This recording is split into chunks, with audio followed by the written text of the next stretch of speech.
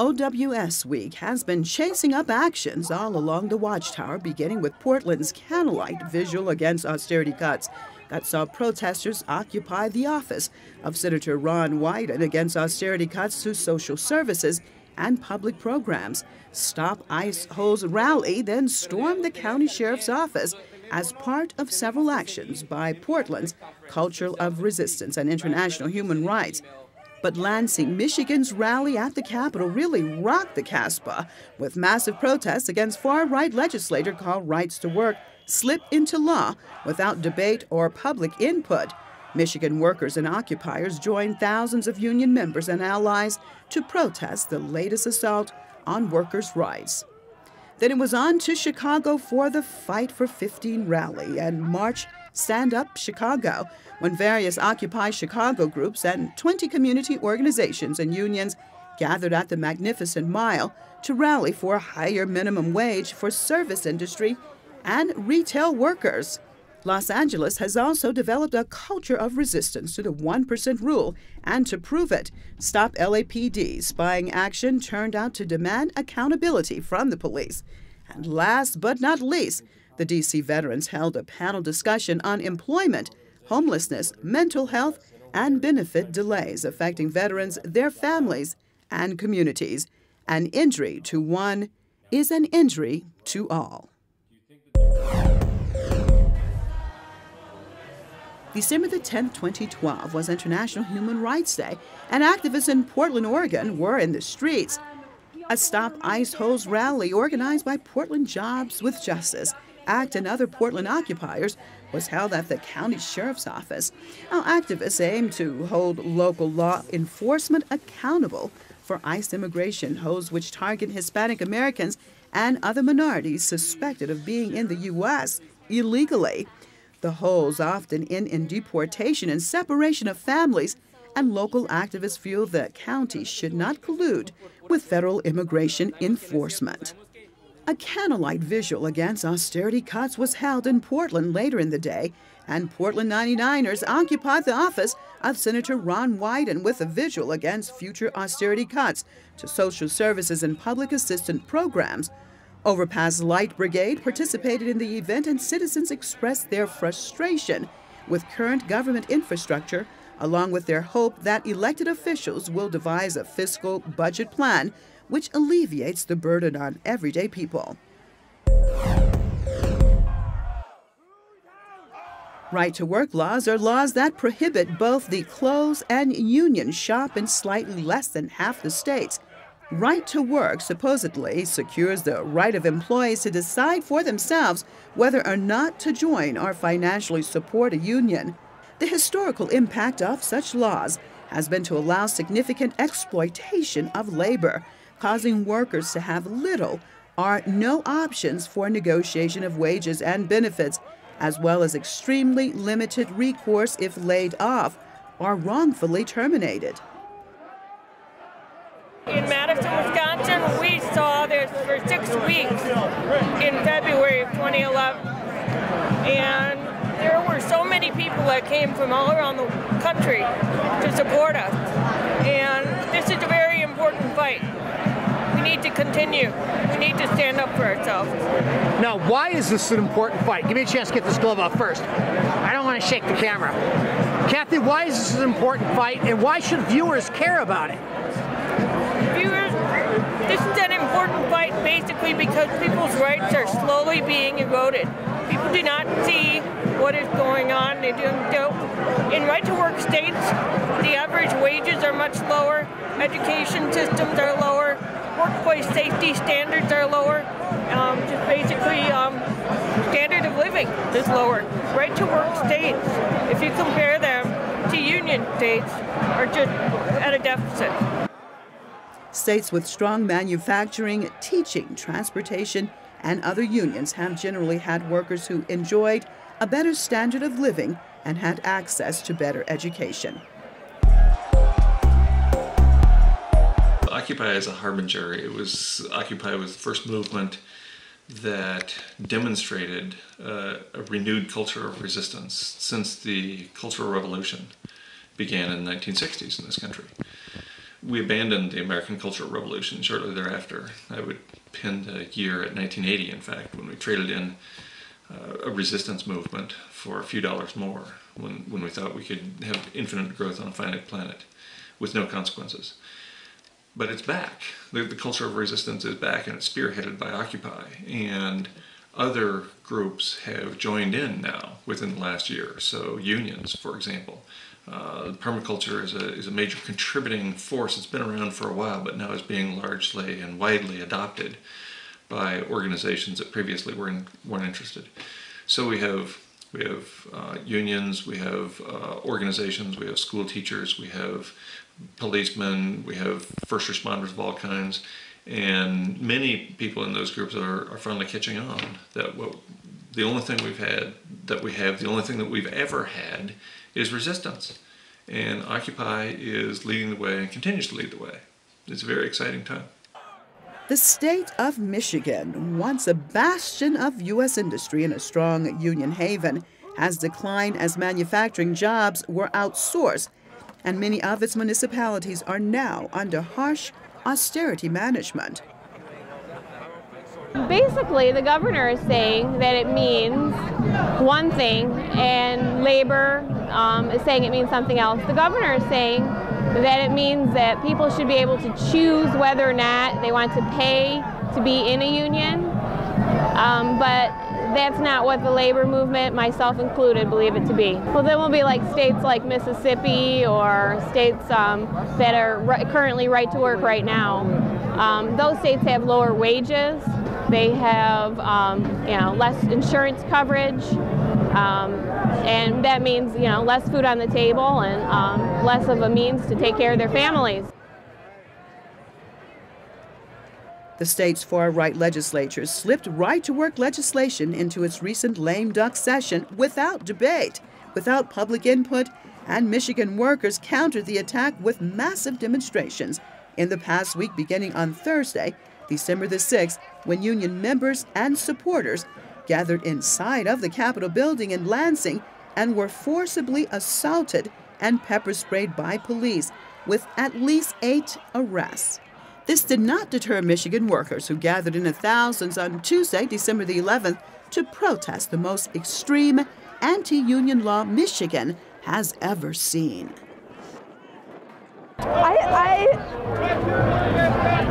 I just believe that people have to have their voices heard now, and that people of faith throughout all denominations, all different faiths are as much a part of this movement as workers and unions, that this is not just about union members but about justice, and it's about the fabric of our society. It holds the society together, holds the middle class together, and so there are a lot of people of faith out here trying to show their solidarity. Nurses, teachers, auto workers, service sector employees, iron workers, and others join Occupy allies and the unemployed to stand against the latest assault on workers' rights in the U.S. Occupy called for activation of the networks they've created and help organize mass action, saying that sustained and escalating resistance must be shown in order to defeat Wall Street, corporate agenda of consolidating wealth in the hands of the few at the expense of the many.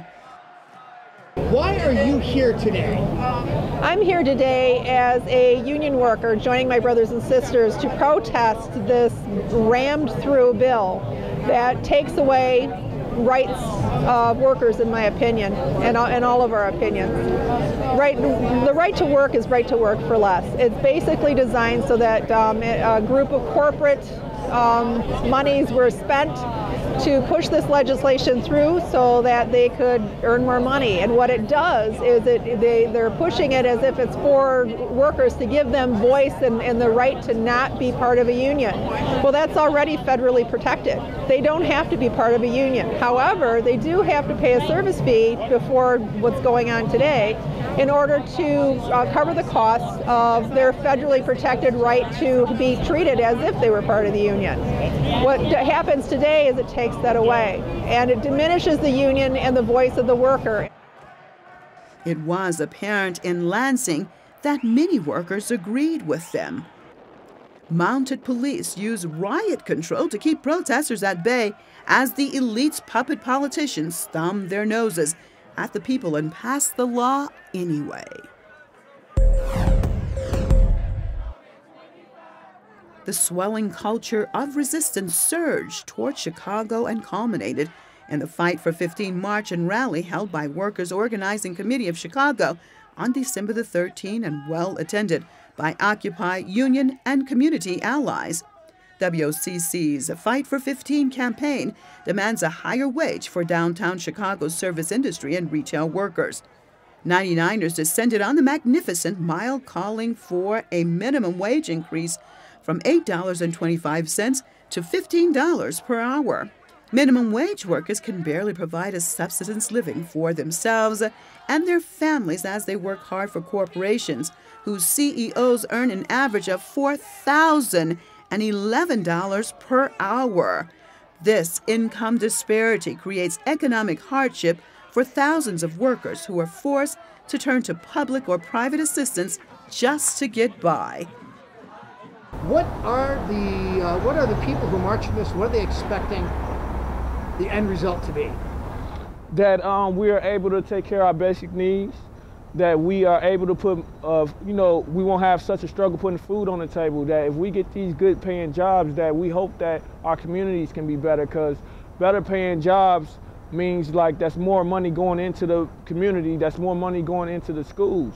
And then people will feel better about what they work at. I've worked with many people who agree about everything we're doing, who have it, but they don't have the courage sometimes to step out of here. But if they was in a situation where they was getting paid more, they appreciate their job, they will work harder, they'll put more effort into this business. So it's not just something that I look at it as we benefit from, but the people we work for also benefit from. Stand Up Chicago points out that increasing workers' wages would provide a stimulus effect, allowing a better standard of living and leading to growth of local economy. Organizers of the Fight for 15 action emphatically made the point that increase to a living wage would be easily affordable to corporations raking in over $4 billion a year and would directly address the interconnected problems of poverty, crime, and low student achievement, which are inextricably linked to subsistence wages. In addition to first responders and unions and permaculturists joining the Occupy movement, there's also the Transition Town movement. So there are organizations following the lead of Rob Hopkins with his book who are transitioning to a life with considerably less fossil fuel energy in light of climate change or climate chaos, depending upon what part of the world you're living in or will be living in the near future. So transition is another movement that is marching in lockstep with Occupy in seeking a different path, seeking a path away from this mainstream cultural madness in which we've been embedded for far too long. Can you give like one or two examples of what some of the things, the practices that when people are practicing town transition or transition towns? Right. So what we're doing here is transitioning. We're preparing for a world with considerably less fossil fuel energy in light of ongoing climate change. And it works at various scales. There are transition towns at the level of entire cities. My writing spawned the transition movement in Tucson, Arizona, a city of 1 million people. And fundamentally it comes down to those 4 important attributes I've talked about many times, which is securing clean water and healthy food, maintaining body temperature, and developing and maintaining a decent human community. If we focus on those 4 things, it doesn't really matter whether we're focusing at the level of an individual property, a small rural community, or a big city. If we focus on those 4 attributes that have allowed human beings to thrive for the first 2 million years of the human experience, then I think we're moving in the right direction. And there are dozens of steps that can be taken, individual steps that can be taken to move toward securing those 4 attributes by any individual at any time. Another type of resistance was in evidence on December the 13th over in Los Angeles as Lacan Youth Justice Coalition, occupiers and allies mounted to stop LAPD spying visit to LA's Fusion Center. There are at least 72 Department of Homeland Security and Department of Justice Fusion Centers across the U.S. Centers designed to promote information sharing at the federal level between agencies such as the Central Intelligence Agency, CIA, the Federal Bureau of Investigation, FBI, U.S. Department of Justice, U.S. military, state, and local level governments. The fusion process is an overarching method of managing the flow of information and intelligence across levels and sectors of government to integrate information for analysis.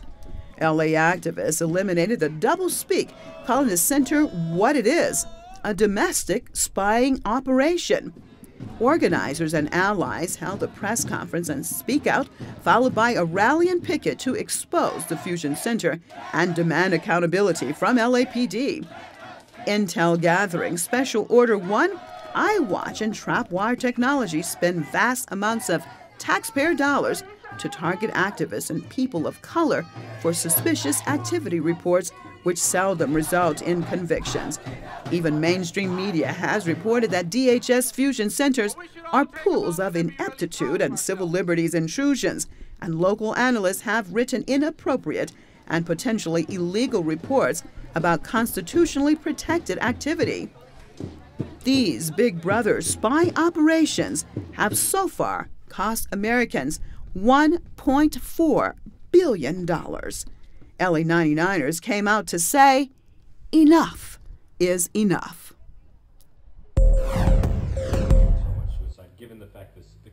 OWS Week wound up the week in Washington, D.C. at a military veterans panel discussion at which veterans gathered to discuss the employment challenges, homelessness, mental health, and benefit delays affecting them across the country. It is increasingly apparent that serving Big Brother leads to a string of broken promises rather than security, pride of service, and peace of mind constantly dangled in front of middle and high school kids by military recruiters. U.S. citizens are waking up to harsh realities of ongoing and planned austerity, exploitation, oppression, and suppression in a country once seen as the promised land of opportunity, a beacon of liberty and justice in the eyes of the world. 99er activists along the watchtowers have braved batons, gas, harassment, and arrest to counter the silence and outright lies of mainstream media and government and illuminate the problems which will affect all but the elites. This is not the time to mourn the shattering of illusions and real losses sustained. This is the time to organize and resist. Hydraulic fracturing is the injection of a highly pressurized fluid into a rock layer to recover shale gas, tight gas, coal seam gas, or other substances. This technique creates fractures from a well bore drilled into reservoir rock formations. Now, the first modern fracking technique, called horizontal slickwater, fracking that made the extraction of shale gas economical, was first used in 1998 in the Barnett Shale in Texas. Proponents of fracking point to the economic benefits from vast amounts of formerly inaccessible hydrocarbons the process can extract, while consistently failing to mention potential environmental impacts that include contamination of groundwater, risk to air quality, the migration of poisonous gases, and hydraulic fracturing chemicals to the surface, surface contamination from spills, and the health effects of these. A hydraulic fracture is formed by pumping the fracturing fluid into the well bore carved into rock formations deep underground. Now the rock cracks, and the fracture fluid continues further into the rock, extending the cracks still further, and so on. The documented environmental impact of hydraulic fracturing includes the potential contamination of groundwater, risk to air quality, the potential migration of gases and hydraulic fracturing chemicals to the surface, the potential mishandling of waste, and the health effects of these, like cancer. The main hydraulic fracturing-related air emissions are methane emissions from the wells during fracturing and emissions from hydraulic fracturing equipment, such as compressor stations. Methane from shale gas production escapes to the atmosphere in venting and leaks over the lifetime of a well. Methane gradually breaks down in the atmosphere, forming carbon dioxide. According to various studies, this pollution is at least 30% more and perhaps even 100% more than from conventional gas production. It means its greenhouse gas footprint is worse than coal or oil. In 2009, 13 water wells in Dimock, Pennsylvania were contaminated with methane, arsenic, barium, DEHP, glycol compounds, manganese, phenol, and sodium were also found in unacceptable levels in the wells. Later, more complaints about water quality from residents near a gas field in Pavilion, Wyoming prompted an EPA groundwater investigation. The EPA reported detections of methane and other chemicals in private water wells. An EPA draft report dated December 8, 2011, suggested that the groundwater in the Pavilion, Wyoming aquifer contains compounds likely associated with gas production practices, including hydraulic fracturing. Samples of water taken from the EPA's deep monitoring wells in the aquifer were found to contain gasoline, diesel fuel, BTEX, benzene, toluene, ethylbenzene, xylene, naphthalene, isopropanol, and synthetic chemicals used in gas production and hydraulic fracturing fluid, and high methane levels. Benzene concentrations in the samples were well above Safe Drinking Water Act standards. The other serious hazard associated with hydraulic fracturing is induced seismicity, called microseismic events, or micro-earthquakes. The injection of wastewater from gas operations, including from hydraulic fracturing into saltwater disposal wells, may cause tremors. Several earthquakes, including a light magnitude 4.01 on New Year's Eve that hit Youngstown, Ohio throughout 2011, are likely linked to a disposal well for injecting wastewater used in the hydraulic fracturing process. A report in the UK concluded that fracking was the likely cause of some small earth tremors that happened during shale gas drilling. In addition, the United States Geological Survey reports that earthquakes induced by human activity have been documented in a few locations in the United States, Japan, and Canada, the cause of which was injection of fluids into deep wells for waste disposal and secondary recovery of oil and the use of reservoirs for water suppliers. There are many arguments for and against fracking, but the point that is being lost on just about everyone is early results from dozens of studies have pointed to an infinite number of environmental disasters in the making through the use of fracking, the extraction of energy. In view of all the early signs of danger emanating from the utility of the method, why are the energy giants insisting on the implementation of fracking worldwide as a viable method of making up for the shortfall in energy production? Many countries that are actively partaking in the mad scheme have above-average sunshine hours throughout the year and are therefore ideal candidates for solar energy production. And yet, all the investment that could go into making clean, renewable green energy from the sun in these countries is instead making its way into promotion of hydraulic fracking.